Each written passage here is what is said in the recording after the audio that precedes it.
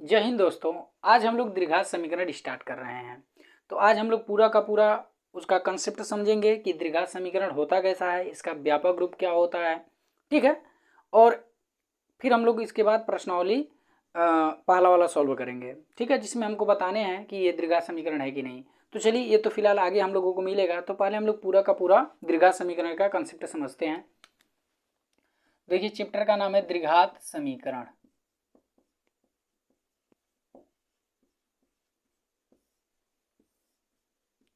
अब देखिए, यहाँ पे जो द्विघात समीकरण है, उस द्विघात समीकरण का जो व्यापक रूप है वो होता कैसा है। तो होता है a x square plus b x plus c, ऐसा होता है। इसी को हम लोग क्या बोलते हैं, द्विघात समीकरण का व्यापक रूप। ठीक है, इसको क्या बोला जाता है, व्यापक रूप। ठीक ना। तो इसी a x square plus b x plus c बराबर 0 होता है, क्योंकि समीकरण है ना। तो इसी को बोला जाता है व्यापक रूप। अब देखिए, इसमें ए बी सी दिख रहा है ना, तो इनमें ये है क्या एक्चुअल में, ये एक्चुअल में ये गुणांक है। ए क्या है, एक्स स्क्वायर का गुणांक है।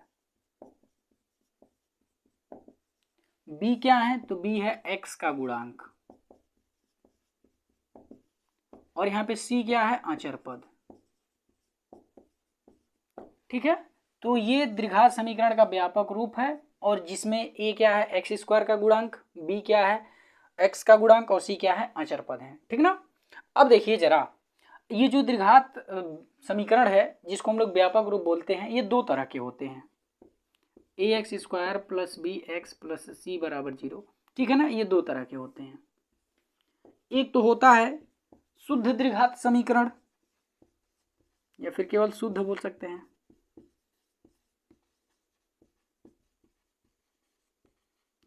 और दूसरा होता है, वो होता है मिश्र द्विघात समीकरण। अब देखिए, शुद्ध द्विघात समीकरण का मतलब क्या हुआ, ये कैसे हम पहचानेंगे कि ये शुद्ध द्विघात समीकरण है। देखिए, ये बहुत आगे भी काम देगा। जब हम लोग क्वेश्चंस को सॉल्व करेंगे तो देखेंगे कि कौन शुद्ध द्विघात समीकरण है और कौन मिश्र, क्योंकि इसमें जो मिश्र वाले होते हैं उनको सॉल्व करने के कई सारे तरीके हैं। ठीक, उसी तरह से जो शुद्ध द्विघात समीकरण होते हैं, इनको भी सॉल्व करने के कई सारे तरीके हैं। तो वहाँ पे जब हम लोग सॉल्व करेंगे तो देखेंगे, तो पहले पहचाने रहेंगे तभी तो हम लोग सॉल्व कर पाएंगे और जानेंगे कि हाँ, इसको सॉल्व करने के इतने तरीके हैं। तो फिलहाल देख लेते हैं कि शुद्ध द्विघात समीकरण कब बोलेंगे और मिश्र द्विघात समीकरण कब बोलेंगे। देखिए, जिस द्विघात समीकरण में एक्स स्क्वायर वाला पद हो और बाकी कोई पद ना हो, मतलब एक्स वाला इसके अलावा कोई और पद ना हो, केवल दो घात वाला पद हो, तो हम उसको क्या बोलेंगे, उसको हम लोग शुद्ध द्विघात समीकरण बोलेंगे। जैसे अगर इसका व्यापक रूप में लिखना चाहे तो क्या होगा, ए एक्स स्क्वायर प्लस बी बराबर 0। यही क्या होगा, ये शुद्ध द्विघात समीकरण का व्यापक रूप होगा। क्यों, क्योंकि हमने अभी बोला ना कि केवल एक्स स्क्वायर वाला उसमें पद होना चाहिए, बाकी में एक्स वाला पद नहीं होना चाहिए। तो देखिए, यहाँ पे एक्स स्क्वायर वाला पद है और यहाँ पे क्या है, अचर पद है, एक्स वाला पद नहीं है। इसका मतलब ये क्या हो जाएगा, हमारा शुद्ध द्विघात समीकरण होगा। तो जिसमें केवल एक्स स्क्वायर वाला इंक्लूड हो और उसके साथ अचर हो, मतलब अब उसके बाद एक्स वाला कोई और टर्म ना हो, तो हम उसको क्या बोलेंगे, उसको हम लोग शुद्ध द्विघात समीकरण बोलेंगे। मिश्र में क्या आएगा, मिश्र वाले में जिसमें द्विघात वाला भी हो और एक घात वाला भी हो, उसमें मिक्स, तो उसको हम लोग क्या बोलेंगे, मिश्र द्विघात समीकरण बोलेंगे। ठीक है ना। जैसे अगर हम लोग a x square plus b x plus c लिखें, तो ये हमारा क्या कहलाएगा, ये हमारा मिश्र द्विघात समीकरण कहलाएगा। क्यों, क्योंकि इसमें देखिए दो घात वाला भी इंक्लूड है और एक घात वाला भी इंक्लूड है, इसीलिए इनको हम लोग क्या बोलेंगे, मिश्र द्विघात समीकरण। ठीक है ना। तो जिसमें कई घात वाले सम्मिलित होते हैं तो उनको हम लोग मिश्र बोलेंगे, और जिसमें केवल दो घात वाले इंक्लूड होते हैं उसको हम लोग शुद्ध द्विघात समीकरण बोलते हैं। अब देखिए, ये जो हमारा मिश्र द्विघात समीकरण है, इसी को हम लोग संक्षिप्त रूप में केवल क्या बोलते हैं, केवल द्विघात समीकरण बोलते हैं। ठीक है ना। तो इस बात को आप ध्यान रखिएगा कि जो हमारा मिश्र द्विघात समीकरण है, इसको हम लोग केवल समीकरण के नाम से जानते हैं, केवल द्विघात समीकरण के नाम से। ठीक है ना। मिश्र हम छोड़ देते हैं, लेकिन एक्चुअली हमारा होता क्या है, मिश्र द्विघात समीकरण होता है। ठीक है।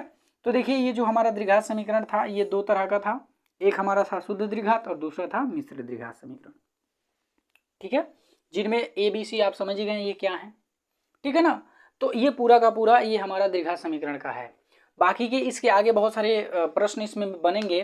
ठीक है ना। देखिए, इसका जो उपयोग है वो कैसे कैसे होगा, कैसे कैसे प्रश्न बनेंगे इसमें। तो देखिए, अगर आयु से संबंधित क्वेश्चन होता है तो उसको सॉल्व करने के लिए हम लोग द्विघात समीकरण का प्रयोग करते हैं, ठीक है ना। यानी कि इसमें आपको आयु से संबंधित प्रश्न भी मिलेंगे, उसी तरह से नाव से संबंधित प्रश्न भी मिलते हैं, क्षेत्रफल से संबंधित भी प्रश्न मिलते हैं, संख्याओं से संबंधित प्रश्न मिलते हैं, क्रमागत संख्याओं से संबंधित प्रश्न मिलते हैं। तो ये बहुत सारी जो टॉपिक्स हैं वो सभी के सभी इसमें इंक्लूड हैं, ठीक है ना। तो ये बहुत ही महत्वपूर्ण है, इसको हम लोगों को बहुत बारीकी से समझना है, ठीक है ना। तो फिलहाल हम लोगों को यही याद रखना है कि x square plus b x plus c बराबर जीरो, जहाँ ए जीरो के बराबर नहीं है, इसी को हम लोग क्या बोलते हैं, द्विघात समीकरण का व्यापक रूप बोलते हैं, जहाँ पे ए बी सी क्या है, क्रमशः एक्स स्क्वायर एक्स और अचर पद हैं, ठीक है। अब देखिए ये तो पूरा का पूरा हमारा कंसेप्ट था। अब इनको सॉल्व करने की बारी आती है। तो सॉल्व करना अगले चैप्टर से हम लोग सीखेंगे, क्योंकि अभी जो हमारा पहला वाला एक्सरसाइज है उसमें केवल हमको बताने हैं कि कौन द्विघात समीकरण है और कौन नहीं। तो आगे हमको मिलेगा तो उसमें हम आपको बताएंगे। तो फिलहाल चर्चा कर लिया जाए कि क्या क्या चीज़ें आगे हम लोगों को देखने के लिए मिलेगा। तो पहला तो यही देखने के लिए मिलेगा कि इसको हल करने के कितने तरीके हैं। तो हम लोग देखेंगे कि जो द्विघात समीकरण है उसको हल करने के 4 तरीके हैं, ठीक है।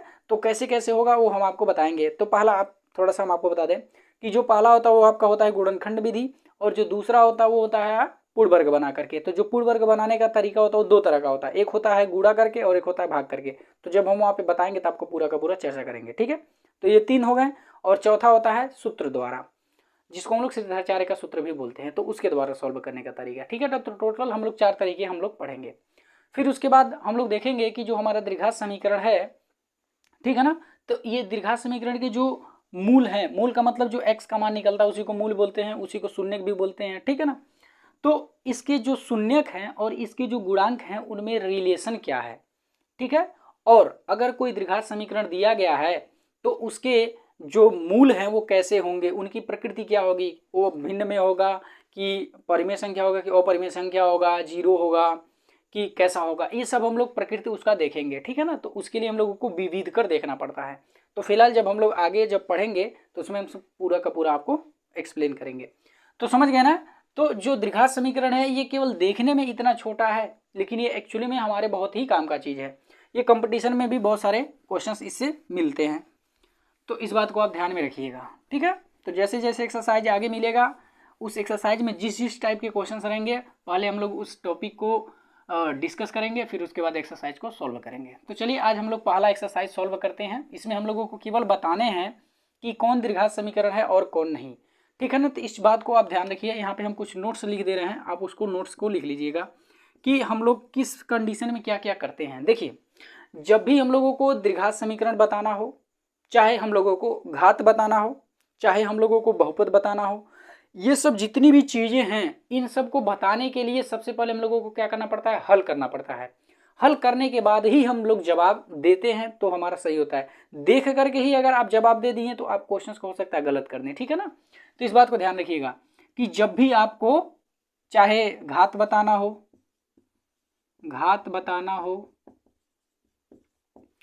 ठीक है, या फिर आपको क्या बताना हो, बहुपद बताना हो, ठीक है, या फिर आपको द्विघात समीकरण बताना हो, तो जब भी ये सब चीजें बतानी हो तो हमेशा हम क्या करेंगे, पहले हल करेंगे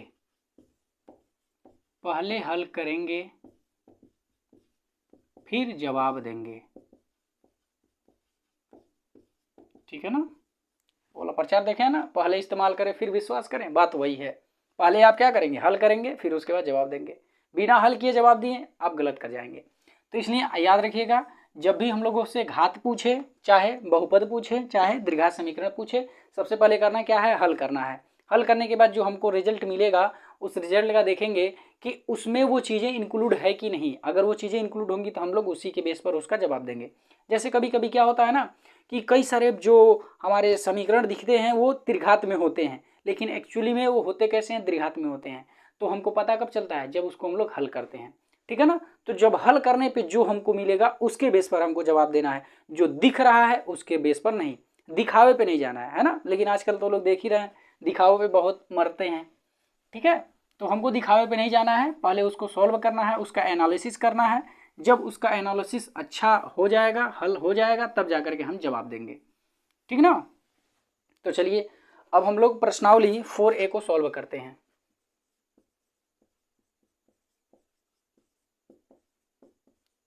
ठीक है, इसमें बोला है कि जांच कीजिए कि क्या निम्न द्विघात समीकरण है। तो बहुत आसान है, हम लोगों को बस सॉल्व करना है। सॉल्व करके देखना है कि उसमें एक्स स्क्वायर वाला पद है कि नहीं। अगर एक्स स्क्वायर वाला पद होगा तो वो द्विघात समीकरण है, अगर एक्स स्क्वायर वाला पद नहीं है तो द्विघात समीकरण नहीं है। ठीक ना। तो देखिए इसको हम सॉल्व करेंगे तो क्या मिलेगा, x square plus 2x plus 1 है ना। और यहाँ पे देखिए जब ब्रैकेट हटेगा तो 2 का गुणा होगा ना, तो 2 का x में गुणा होगा तो 2x और 2 का 3 में गुणा होगा तो 6। अब देखिए अब हल के बाद अब यहाँ पे हम बराबर का चिन्ह नहीं लगाएंगे। क्यों नहीं लगाएंगे, क्योंकि ऑलरेडी बीच में बराबर का चिन्ह लगा हुआ है।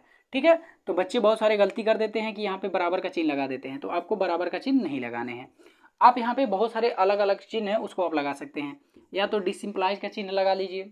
ठीक है, अगर डिसिम्प्लाइज का चिन्ह नहीं लगाना चाहते हैं तो आर लिख दीजिए, अगर आर भी नहीं लिख रहे हैं तो या लिख दीजिए। ठीक है, अगर आप कुछ भी नहीं कर पा रहे हैं तो आप कुछ भी मत लिख दीजिए, कुछ भी मत लिखिए। ठीक है ना, छोड़ दीजिए ऐसे ही, तब भी आपका सही है।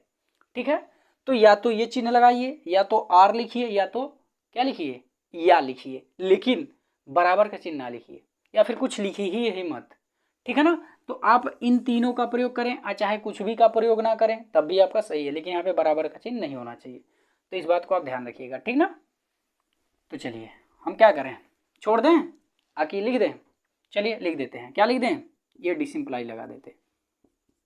ठीक है, अब देखिए अब ये एक्स स्क्वायर फिर प्लस में 2x प्लस 1 सबको एक तरफ कर लेते हैं, -2x और ये माइनस में है तो +6 बराबर 0। फिर देखिए यहाँ पे एक्स स्क्वायर और कहीं है ही नहीं, तो ये अकेला लिख दिए। ये देखिए 2x और यहाँ भी 2x, यहाँ माइनस में यहाँ प्लस में है, ये घट जाएंगे खत्म। यहाँ पे +1 और यहाँ पे +6 मिल करके हो जाएंगे +7 बराबर 0। देखिए जब हमने हल किया तो इसमें x का घात 2 वाला पद हमको मिल गया, और जब 2 घात वाले मिलते हैं तो जब 2 घात वाले होते हैं तो उसी को ना द्विघात बोला जाता है। तो ये देखिए ये 2 घात है, इसका मतलब ये द्विघात है। तो लिख देंगे कि x + 1 का होल स्क्वायर बराबर 2 ब्रैकेट में x - 3, यहाँ पे अतः लिख देंगे, अतः इतना द्विघात समीकरण है। बस हमको इतना कर देना है, बस यही हमारा हो जाएगा आंसर। जब आप बोला था कि जांच करके बताइए द्विघात समीकरण है कि नहीं, देखिए हमने जांच किया और हमको मिल गया, तो इसलिए हमने क्या लिख दिया कि ये द्विघात समीकरण है। अगर जांच करने पे नहीं मिलता तो हम क्या लिख देते कि ये द्विघात समीकरण नहीं है। ठीक है, जैसे अभी आगे हम लोगों को बहुत सारा क्वेश्चन मिलेगा। तो ये देखिए एक्स स्क्वायर माइनस में 2x बराबर फिर -2 और ब्रैकेट में 3 - x, ऐसे क्वेश्चन दिया गया और पूछ रहा है बताइए ये द्विघात समीकरण है कि नहीं। तो पहले हम लोग हल करते हैं, बिना हल किए तो हम लोग कुछ कर ही नहीं पाएंगे, जवाब दे ही नहीं पाएंगे। तो ये एक्स स्क्वायर -2x, ये -2 है और फिर यहाँ पे है 3 - x। अब देखिए जरा यहाँ पे ब्रैकेट हटेगा ना, तो -2 का गुणा +3 में होगा तो -6 और -2 का गुणा -x में होगा तो +2x। अब सबको एक तरफ कर लिया जाए, तो यहाँ पे एक्स स्क्वायर -2x और ये इधर आएगा तो +6, ये इधर आएगा तो -2x बराबर 0। अब देखिए ये एक्स स्क्वायर -2x मिल के -4x और यहाँ पे +6 है तो +6 बराबर 0। अब देखिए जब हमने हल किया तो इसमें एक्स स्क्वायर वाला पद दिख गया, और जब एक्स स्क्वायर वाला पद दिख गया तो यही क्या होगा, द्विघात समीकरण होगा। तो लिख देंगे कि अतः एक्स स्क्वायर -2x बराबर -2 और फिर ब्रैकेट में 3 - x द्विघात समीकरण है, द्विघात समीकरण है। ठीक है ना, बस हम लोगों को पूरा का पूरा ऐसे ही क्वेश्चन सॉल्व करने हैं। यहाँ पे डिसिम्प्लाइज का आप चिन्ह भी लगा सकते हैं। तो इस तरह से देखिए 2 क्वेश्चन सॉल्व हो गए। अब अगले क्वेश्चन की तरफ चलते हैं, तीसरे नंबर के क्वेश्चन पर। तो देखिए तीसरे नंबर का क्वेश्चन क्या कह रहा है।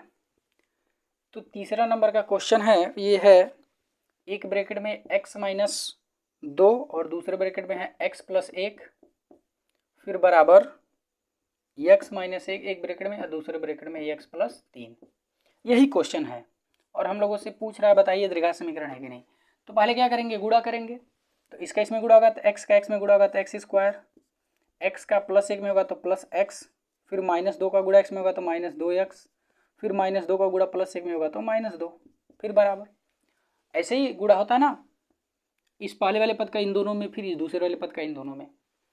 अब देखिए फिर वही काम करेंगे, इस पहले वाले पद का इन दोनों में गुणा करेंगे तो x का x में गुणा होगा तो x स्क्वायर, फिर x का +3 में होगा तो +3x, फिर अब इनका इनमें गुणा हो गया तो फिर इसका गुणा करेंगे तो -1 का गुणा x में होगा तो -x, -1 का गुणा +3 में होगा तो -3। अब सबको क्या कर लेते हैं, एक तरफ बुला लेते हैं। एक तरफ बुलाने से पहले क्या कर लेते हैं, जो एक जैसे होंगे उनको जोड़ते या घटाते चलेंगे। तो हम देखिए एक्स यहाँ पे -2x, तो घटेगा तो -x बचेगा और यहाँ -2 है ही, और ये इधर आएगा तो -x²। अभी देखिए 3x और ये -x, तो ये घट जाएगा तो प्लस का 2x बचेगा ना। अब बराबर किधर आएगा तो -2x, यहाँ -3 है, बराबर किधर आएगा तो +3। तो जब सब इधर आ गया तो बराबर को उधर बचा गया, 0 बचा। अब देखिए यहाँ पे x² प्लस में, यहाँ पे x² माइनस में, तो ये कट गए।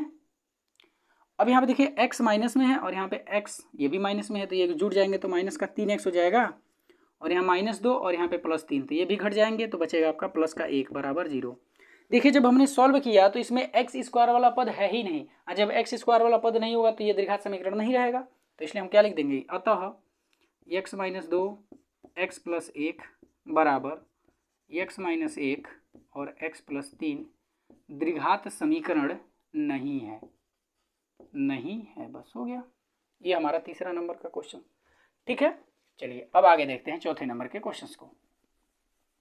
बस हम लोगों को देखना है हल करने पर कि क्या बच रहा है, और जो बच रहा है उसमें x² वाला पद है कि नहीं। अगर x² वाला पद होगा तो ये द्विघात समीकरण है, और अगर नहीं होगा तो द्विघात समीकरण नहीं होगा। तो देखिए चौथा वाला क्वेश्चन है, एक ब्रैकेट में x - 3 और दूसरे ब्रैकेट में है 2x + 1 और फिर बराबर x + 5। देखिए पहले हम क्या करेंगे, इसको सॉल्व करेंगे। तो x का इसमें गुणा करेंगे ना, तो x का 2x में गुणा होगा तो कितना होगा 2x², फिर x का 1 में गुणा होगा तो x, और फिर -3 का गुणा इसमें होगा तो -6x, और फिर -3 का +1 में होगा तो -3 बराबर, एक ब्रैकेट हटेगा तो x का x में गुणा होगा तो x², फिर x का 5 में होगा तो 5x। सबको बराबर के एक तरफ कर लिया जाए, तो ये 2x², ये देखिए x प्लस में है या माइनस में है, तो घटेगा तो -5x बचेगा ना, फिर -3 बराबर किधर आएंगे तो -x², और ये आएगा -5x बराबर 0। अब ये देखिए इसमें से ये घट जाएगा तो x² बचेगा, या -5x, यहाँ भी -5x, तो -10x, और ये -3 बराबर 0। तो इस तरह से देखिए इसमें दो घात वाला पद दिख गया। अच्छा, दो घात वाला पद दिख गया तो इसका मतलब ये द्विघात समीकरण होगा। तो लिख देंगे कि अतः x - 3 ये और 2x + 1 बराबर x + 5 द्विघात समीकरण है। ये हमारा चौथा वाला आंसर हो गया। ठीक है, अब चलिए पांचवें नंबर के क्वेश्चंस को देखते हैं। तो ये पूरा का पूरा हमारा इसी तरह से होगा। चलिए पांचवा देखते हैं। पांचवें में है x² + 3x + 1 बराबर x - 2 का होल स्क्वायर। अब देखिए इसमें क्या है, पहले इसको हम क्या करेंगे, ब्रैकेट हटाएंगे, मतलब हल करेंगे। ब्रैकेट यहाँ पे कैसे हटेगा, जब इसको हम a - b के होल स्क्वायर पे तोड़ेंगे। तो ये क्या होगा, x² - 2a भी होता है, 2a का मतलब x, b का मान है यहाँ पे 2, फिर प्लस b², b का मान 2 है तो 2 का स्क्वायर। अब सबको एक तरफ बुला लेंगे, तो ये इधर आएगा तो -x², ये गुणा होगा तो -4x बराबर किधर आएगा तो +4x, और ये 2 का वर्ग 4 होगा बराबर किधर आएगा तो -4 बराबर उधर 0 बच गया। और देखिए x² वाले यहाँ प्लस में या माइनस में, कट गया, यहाँ 3x और यहाँ पे 4x, दोनों के आगे प्लस है तो जुड़ जाएंगे ना 7x, और यहाँ प्लस है कि यहाँ -4, तो घटेगा तो -3 बचेगा बराबर 0। अब देखिए जो हमको मिल रहा है उसमें x पे घात 2 वाला पद नहीं दिख रहा है, इसका मतलब ये द्विघात समीकरण नहीं है। तो लिख देंगे अतः x² + 3x + 1 बराबर x - 2 का होल स्क्वायर द्विघात समीकरण नहीं है, द्विघात समीकरण नहीं है। तो बस यही हो गया आंसर। ठीक है, ये पांचवा हो गया। चलिए अब छठवें को देखते हैं।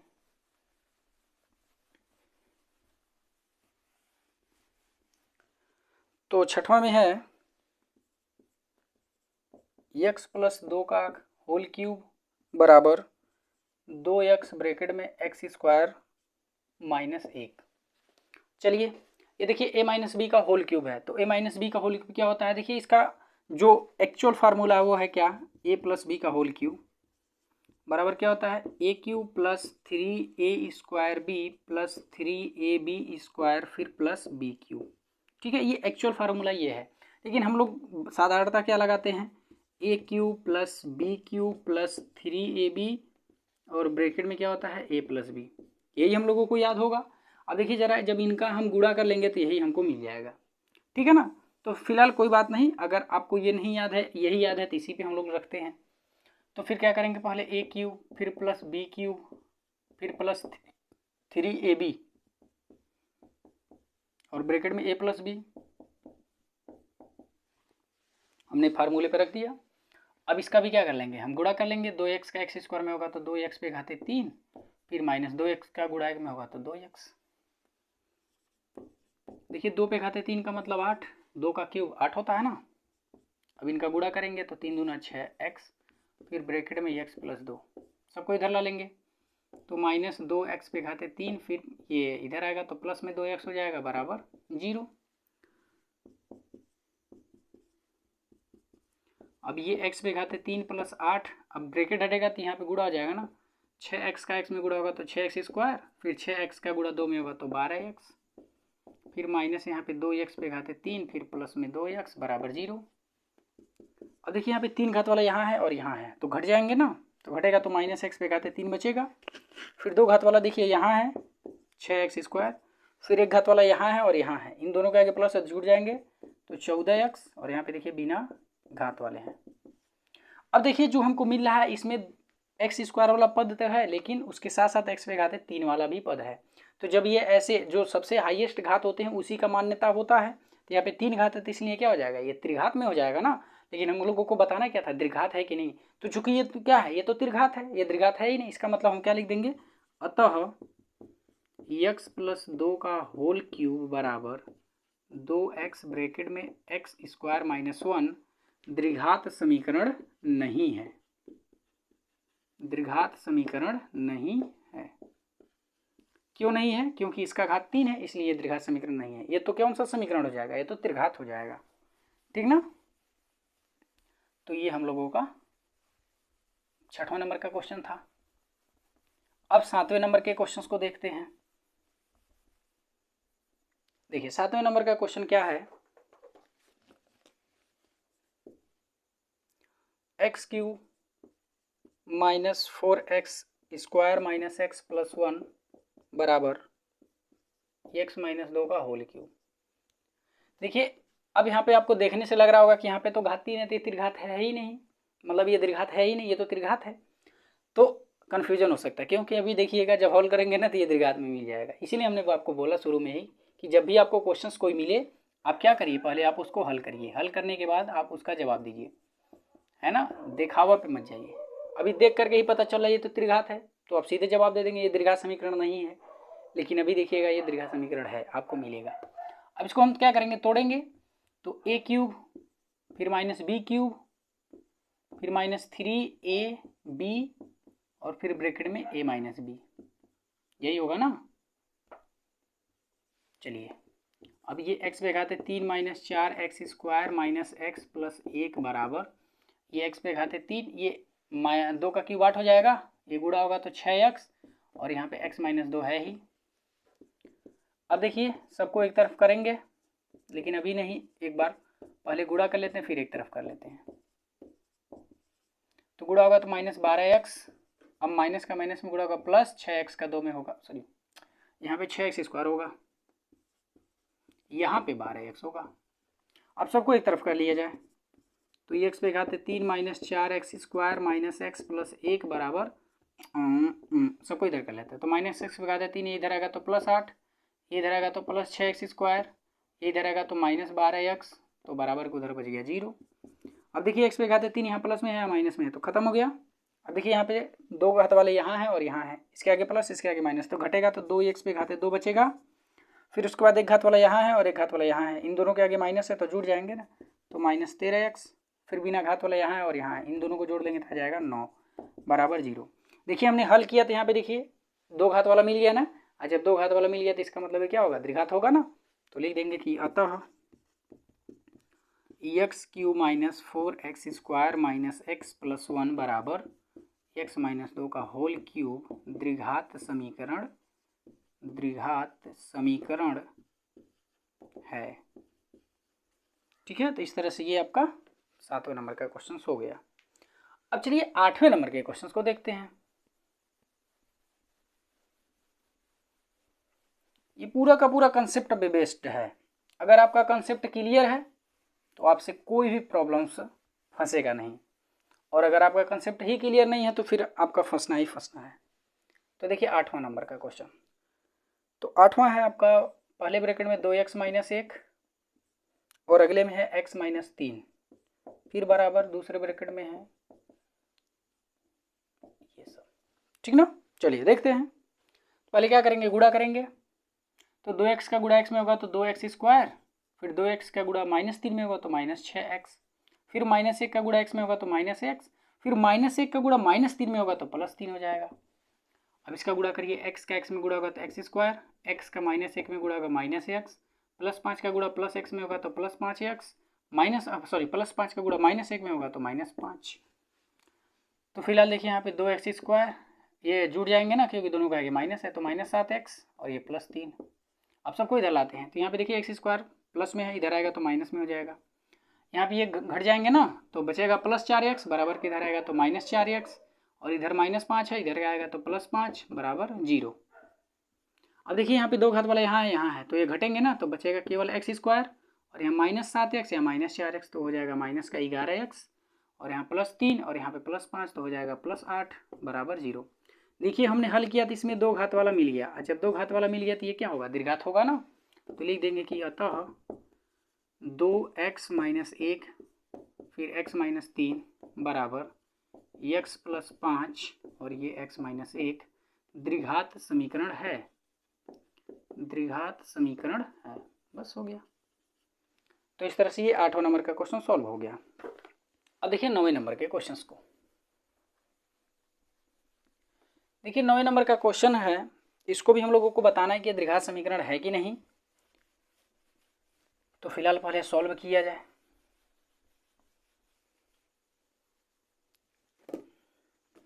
तो देखिए 9वें नंबर का question, x square plus 3x plus 1 बराबर x माइनस 2 का होल स्क्वायर। अब ये x square plus 3x plus 1, इसको हम क्या करेंगे, a माइनस बी को होल स्क्वायर पे तोड़ेंगे, तो ये हो जाएगा a स्क्वायर, फिर माइनस 2ab होता है, फिर प्लस b स्क्वायर होता है, b का मान 2 है तो 2 का स्क्वायर, जो पहले होता है उसको a बोला जाता है, जो बाद में होता है वो b। ठीक ना। अब ये देखिए x square plus 3x plus 1 बराबर एक्स स्क्वायर, गुणा होगा तो माइनस 4x, फिर प्लस 2 का वर्ग 4, सबको एक तरफ कर लिया जाए। तो ये माइनस एक्स स्क्वायर, ये माइनस में है तो प्लस 4x, ये प्लस 4 है तो माइनस 4 बराबर 0। अभी देखिए ये प्लस में है माइनस में तो कट गया, यहाँ 3x यहाँ 4x, तो मिल के 7x हो जाएगा, और यहाँ प्लस 1 और यहाँ माइनस 4, तो ये माइनस 3 हो जाएगा बराबर 0। तो इस तरह से देखिए जो हमको मिला उसमें दो घात वाला दिख ही नहीं रहा है, और जब दो घात वाला नहीं है तो ये द्विघात समीकरण नहीं होगा। तो लिख देंगे कि अतः x square plus 3x plus 1 बराबर x माइनस 2 का होल स्क्वायर द्विघात समीकरण नहीं है। ठीक है, तो देखिए इस तरह से 1 से लगाए 9 तक क्वेश्चन सॉल्व हो गए। अब देखिए यहाँ पे जो 10 से लगाए 13 तक के क्वेश्चंस हैं, ये इबारती वाले क्वेश्चन मतलब हिंदी वाले क्वेश्चन है, तो इसको हम लोग सेकेंड पार्ट में कंप्लीट करेंगे।